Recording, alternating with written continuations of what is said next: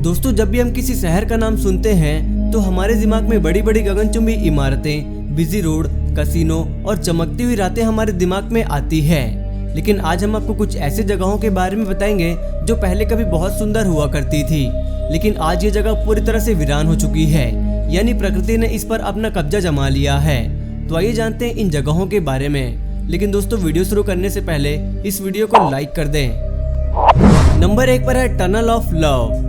सालों से छोड़ी हुई चीजें हमेशा डरावनी और भयानक होती है, बिल्कुल इस टनल की तरह। यूक्रेन के एक छोटे से शहर से थोड़ी दूर में बने इस टनल का पूरा क्रेडिट सिर्फ और सिर्फ प्रकृति यानी मदर नेचर को जाता है। सालों पहले वेस्टर्न कंट्रीज में कोल्ड वॉर चल रही थी, तो इस रेलवे ट्रैक के पास जानबूझकर इतने सारे पेड़ पौधे लगाए गए ताकि इनमें बंदूक और बारूद छुपाई जा सके। लेकिन वार खत्म होने के बाद जब यहाँ पर ज्यादा ध्यान नहीं दिया गया तो ये पेड़ बढ़ते ही चले गए। लेकिन हफ्ते में कुछ दिन चलने वाली ट्रेन की वजह से इन पेड़ों ने एक शानदार टनल का शेप ले लिया।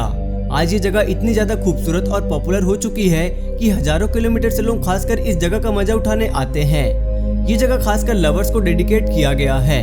तो दोस्तों, क्या आप भी अपने पार्टनर के साथ इस जगह पर जाना चाहोगे? हमें कमेंट करके जरूर बताना।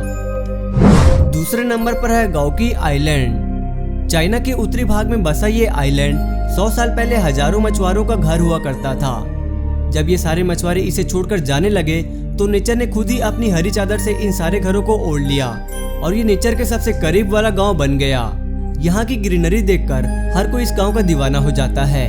पहली नजर में इसे देखकर ऐसा लगता है जैसे नेचर और इंसान यहाँ साथ साथ रहते होंगे। लेकिन दोस्तों, आपको बता दूं कि अब यहाँ कोई भी इंसान नहीं रहता, यानी इस गाँव को प्रकृति ने पूरी तरह से अपने गोद में ले लिया है। तीसरे नंबर पर है रोस आइलैंड। हमारे भारत से कुछ दूर में भारत का ही एक आइलैंड है जो आज भूतिया आइलैंड के नाम से जाना जाता है। इस आइलैंड को 19वीं शताब्दी में ब्रिटिश सरकार ने बनाया था। उस समय इसे जेल के लिए यूज किया करते थे। यहाँ पर जेल के अलावा कई सुंदर घर, पार्क, चर्च और एक शमशान घाट भी हुआ करता था। लेकिन वर्ल्ड वॉर में यहाँ पर कई मौतें हुई और 1940 में जापानीज लोगों ने इस पर हमला करके यहाँ के हजारों कैदियों को मार गिराया। लेकिन कुछ ही दिनों में एक बीमारी की वजह से यहाँ पर उनकी भी मौत होने लगी। लेकिन उसके बाद जब भारत आजाद हुआ तो इंडियन नेवी ने यहाँ आने का सोचा, लेकिन वो भी यहाँ नहीं रह पाए और तब से लेकर आज तक नेचर ने इस पूरे आइलैंड को अपने कब्जे में कर लिया। चौथे नंबर पर है द फ्लोटिंग फॉरेस्ट। ऐसा नजारा और ऐसी जगह आप अपनी जिंदगी में पहले कभी नहीं देखे होंगे। आज से 100 साल पहले इन शिप्स को सरकारी कामों के लिए यूज किया जाता था और काम हो जाने के बाद इन शिप्स को ऐसे ही लावारिस छोड़ दिया गया, जिस पर प्रकृति ने धीरे धीरे अपना कब्जा जमाना शुरू कर दिया और धीरे धीरे ये इतना बड़ा हो गया कि एक जंगल जैसा बन गया। इसकी फोटो को जब लोगों ने इंटरनेट पर शेयर किया तो लोग इसे देखने के लिए दूर दूर से आने लगे। दोस्तों, आप कौन से गांव या फिर शहर में रहते हैं, यानी आप कहां से हमारी वीडियोस देख रहे हैं, हमें कमेंट करके जरूर बताना। 5वें नंबर पर है द फिशिंग मॉल। आपने फिशेस की मार्केट तो कई देखे होंगे, लेकिन आज हम आपको एक ऐसे मॉल के बारे में बताने जा रहे हैं जो मछलियों का अड्डा बन चुका है। 1977 से पहले ये मॉल वहाँ के सबसे बड़े बिजनेस मॉल में से एक हुआ करता था, लेकिन नगर पालिका के कुछ रूल्स तोड़ने की वजह से इसे बंद कर दिया गया।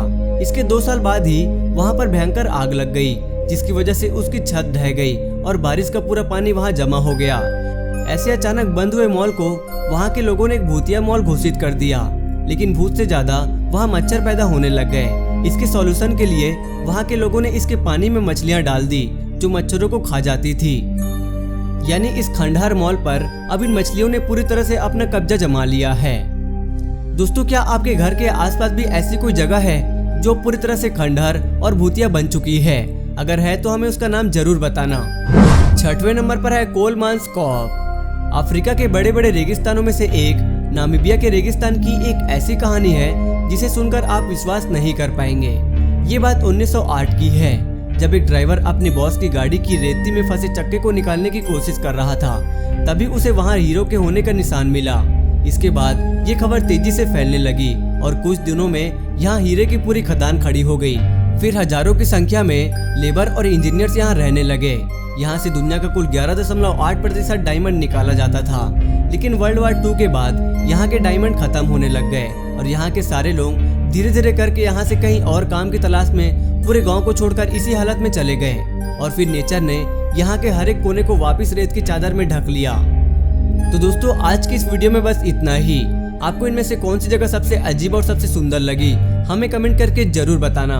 और वीडियो पसंद आई हो तो इस वीडियो को लाइक कर देना और इसी तरह की और वीडियोस देखने के लिए हमारे चैनल को सब्सक्राइब कर लेना। वीडियो देखने के लिए धन्यवाद।